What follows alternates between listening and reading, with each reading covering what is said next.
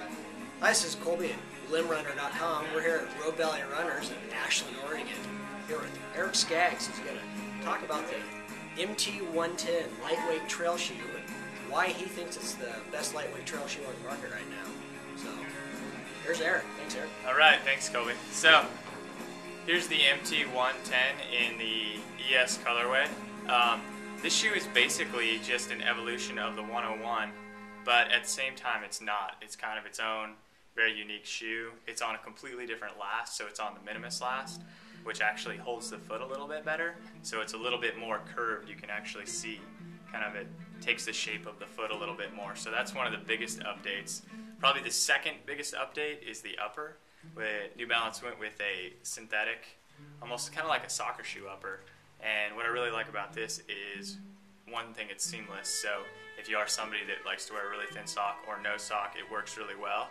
You don't get much rubbing, and it also just seems to hold the foot really well. So when you're coming down like technical descents, you don't get a lot of foot movement, basically, when you're kind of like cutting hard into a corner or starting to come back on your heel a little bit. Definitely keeps you up on your toes and a really good foothold. Lastly, the traction on the 101 was something that a lot of people had problems with, and they really did a good job, I think, of updating this. You can kind of see there's these small triangle lug patterns now, and it's a little bit stickier rubber, so it's a little bit softer, makes it a lot stickier. It just makes the traction just pretty phenomenal, I think, as far as like on a lot of terrain, especially here in Oregon, when you're dealing with, you know, wet surfaces. It's definitely a good thing.